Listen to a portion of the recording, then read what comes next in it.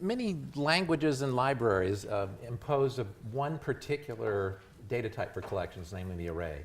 And I find the situation quite unsatisfying for a variety of reasons, some of which are mentioned in the paper. I'm just going to mention two up front. One is that array indexing, the fundamental operation on arrays, is unsafe because it's partial.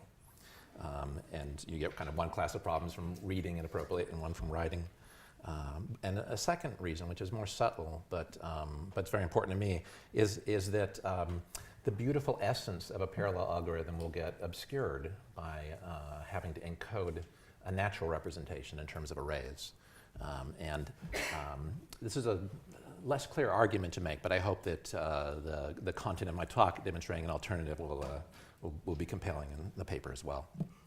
So, in contrast to having to use arrays pervasively, I think most of us in this room enjoy using a variety of compositional data types for our collections. And those data types can be decomposed into a small set of basic building blocks. And so I've chosen 6 here. And the 6 building blocks are sums, products, and compositions of functors, together with the 3 identities for these operations. So there are a variety of ways to divvy this up, but this is the one that I'm choosing. And now we want to look at algorithms generically. As we can simply define algorithms, such as scan and FFT, in terms of these basic building blocks. And now when you compose data structures out of these building blocks, correspondingly, we automatically can construct a parallel algorithm. And the idea is, of course, that if you get these 6 basic building blocks correct, then all compositions of them are going to be correct as well. They might not be something you would want to call a parallel algorithm, because it might be parallel in a kind of degenerate sense, but they're necessarily correct. Oh yes, and so this encoding, this representation of the data types that we use, like trees and lists and so on, into these basic building blocks, you can use these building blocks explicitly, directly. That's what I'm doing in this talk, but really more realistically, you would have an automatic translation between the data type you're interested in and this representation. Okay. And then the punchline is that we get a type indexed family of correct algorithms. All right. So I want to start by giving some examples of data types. And again, these are going to be directly constructed, which is not, I think, kind of the most common use, but it's the simplest one to talk about. So one example is vectors. The idea of so a vector or a length indexed list is simply a composition of, or a combination of in identity functors. Okay, so we're combining them via product. So you take the product of the identity functor n times. So that the identity functor is just that you have one element in it. So you use it n times, you get n elements. However, functor product, just like regular product, is associative only up to isomorphism. Okay? And so we can associate the products in a variety of ways, including all to the right and all to the left. If you associate all to the left, you get sort of left-pointing vectors or lists. If you associate all to the right, you get the more traditional right-pointing vectors. And so all I've done here is said that a 0 vector is simply the unit functor, which just has no information in it. There exists one of these, and there's no information. Those are basically like unit, the unit type. And then an n+1 vector left pointing is an n vector left pointing followed by an identity, a single element. And then the reverse for right pointing vectors. Okay. Another example, and one that's a lot more relevant to parallel programming, is trees. And in particular, I mean leaf trees and perfect leaf trees. So perfect means that all of the elements are at the same level. Leaf trees means the values are at the leaves rather than in the internal nodes.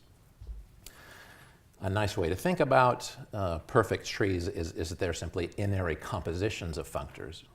So if you take H here to be pair, a uniform pair, which would be like a 2 vector, right or left, doesn't matter, and you compose it with itself n times, you get pairs of pairs of pairs of pairs and so on. You do that n times, you get a depth n binary tree. And again, composition of functors is only associative, associative to isomorphism. So there are a variety of interesting ways, usefully distinct ways to associate. If you associate all to the right, you get a quite traditional notion of binary trees in which A tree of depth n plus 1 is a pair of trees of depth n. If you associate the other way, you get a tree of depth n plus 1 is a tree of pairs rather than a pair of trees. So there's more like a nested data type. All right. So these are the types that I'm going to illustrate the scan and FFT algorithm in terms of. 13 minutes. Great. All right, so we'll look at scan first. I think I'm going to need more time to scan than FFT, but you'll find details in the paper. Scan, which is also called prefix sum, comes in two varieties. You can scan from the left, which is called prefix, or scan from the right, which is called suffix scan. And it's often defined in terms of essentially arrays or sequences, and it just means that the kth output is the sum of the previous inputs. And again, you can include the kth input or not. I'm choosing not to. Okay. So to see what one of these looks like, if we have a so if you think of the column on the left as the input array, so to speak, our input sequence, then we're going to simply sum them from the left, accumulate from the left, and we get this sort of computation. Okay, we get 0 as an output because it's the sum of all the inputs before the first one. Okay. So this is a perfectly fine sequential algorithm, but it's a lousy parallel algorithm because it doesn't only work in parallel. So the amount of work and the depth, which you can think of as being the kind of ideal parallel time, are equal to each other. And the problem is that there's a linear chain of dependencies here. So this is what we want to improve on. All right.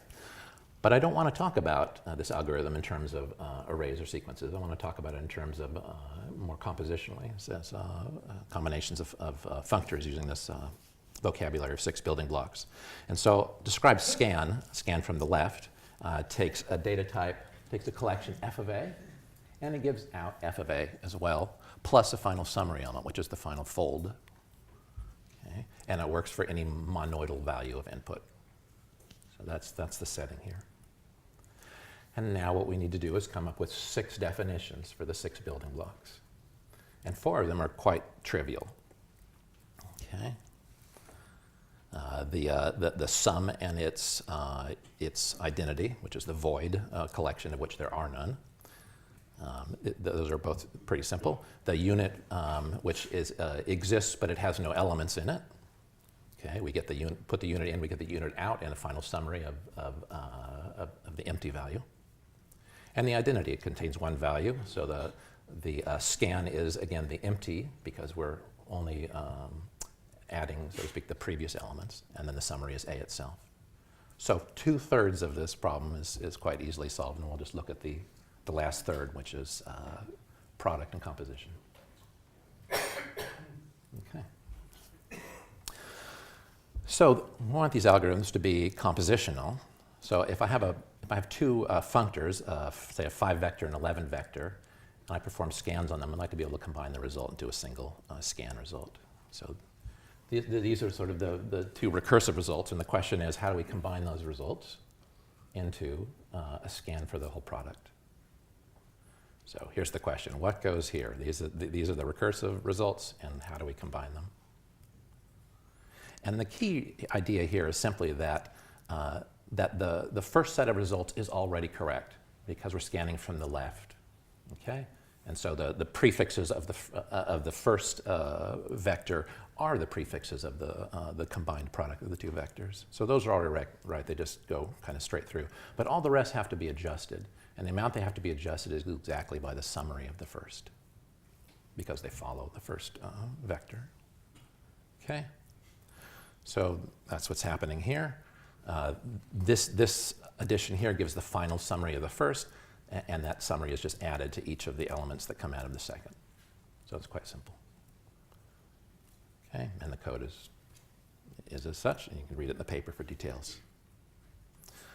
All right, now if we take the definition of the left vector, I gave on one of the early slides, that definition together with this definition of products and the definition of scan for the identity gives this linear computation. So it's correct, it's not terrible, but it's really not a parallel algorithm. If we look at right-pointing vectors, well, we get much more parallelism, but there's nothing to be proud of because we've done an enormous additional amount of work. We get to do quadratic work, and we still have linear time, so to speak, linear depth. So the moral here is don't do left scans over right vectors. Do left scans on left vectors and right scans on right vectors. All right. So now we have just one building block left, which is composition. And again, I'm going to illustrate it with a couple of left-pointing vectors. So the question here is if we know how to scan triples and quadruples, how do we scan triples of quadruples? Okay. And again, we want to do it compositionally. So we've done the 3 scans, and then we want to combine the results. 1, 2, 3, scans of 4 vectors. All right. And we've really already seen the answer to this question. Because a 3 vector is simply a repeated product. So we're taking, I've carefully parenthesized to the left because we're doing a left-pointing 3 vector. Okay. So we have a 4 vector and a 4 vector, and then that combination is to the left of another 4 vector. And so the previous definition I've shown you give this answer.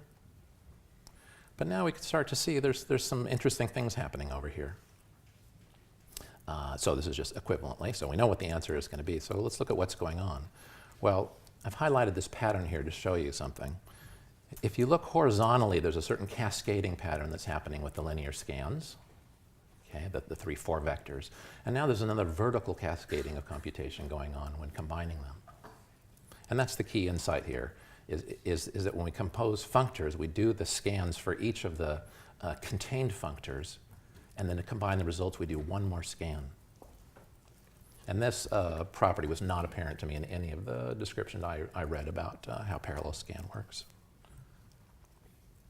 Okay, so parallel scan on a composition it's a little more complicated than a product. But you see, here's the scans being F-mapped. This is mapping here. Okay, we have to do some surgery pulling apart the inputs. We do one additional scan, and then we do all the adjustments.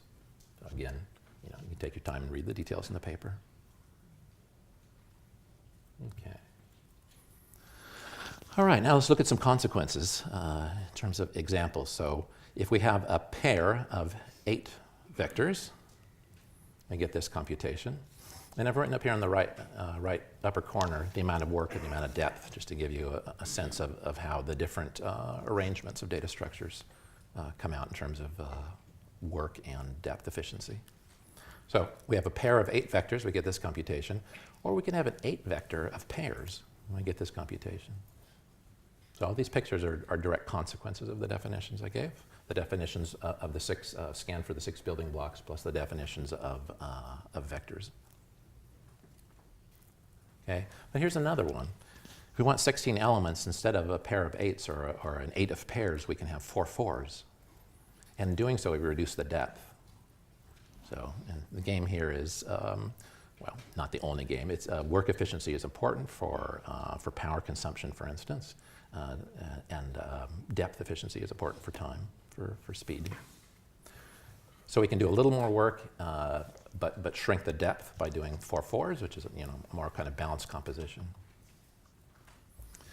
And now 4 4s we can think of as 4 squared, and I'm just going back to that original definition of perfect trees or functor exponentiation. Okay. But 4 squared suggests another arrangement, which is 2 to the 4th. Okay. And so far I've been being a little loose about which 2s I mean. Do I mean left-pointing 2s or right-pointing 2s? And the reason is it doesn't matter. After some simple optimizations, you get exactly the same results. But when we get deeper than 2, it really does matter. We get operationally different results. So here is what I call a top-down tree. That's how I chose the notation here, which is right-associated compositions. So a binary tree of depth 4, but here's the other binary tree of depth 4. It's the bottom-up binary tree, the left composition associated. And if we look, what do we get? Well, here we're doing a little, here we get more depth and less work. This example is not terribly indicative because what really happens here significantly is that this algorithm, which is based on a more familiar notion of tree, has in log in work. So it does in log in work and it has log in depth. This version has only linear work. So this is the work-efficient parallel scan algorithm. And this was really the question that I started with in pursuing this work, was what the heck is going on with work-efficient scan. Okay. So again, this time we have linear work and still logarithmic depth, but the constant factor is a little different. All right. So I think I'm just going to give you a highlight of FFT, which is fine. I read the details in the paper. So fast Fourier transform is an efficient implementation of the discrete Fourier transform. The direct implementation does quadratic work, while the FFT does only in log n work. This is a kind of a revolutionarily important algorithm. And the key idea of FFT has to do with numerical factoring. So if you have an array, when thought of in terms of arrays, and the size of the array is a composite number, it's the product of two other numbers, then you can break down the single FFT into several smaller FFTs sort of going one direction and several smaller FFTs going in the other direction, and then combine the results. And when you make that transformation systematically, sort of at every level of the recursion, or in other words, the numerical factoring, you get the n log n performance. Okay? So then the puzzle is, how do we express this generically? And really, just like scan, the most interesting part has to do with functor composition. And the key insight here is that rather than factoring numbers, we should factor types. Okay? And the connection between factoring numbers and factoring types is that if our two functors have fixed sizes, then the size of the composition is the product of the sizes. So this observation, I think, gives insight into why it is we're doing numerical factoring in the fast Fourier transform. I think this is kind of a more essential way to look at it. And of course, this is done at compile time rather than at runtime. That is the distinction made. And the code is quite simple. This is the FFT instance for, there we go, yeah, for functor composition.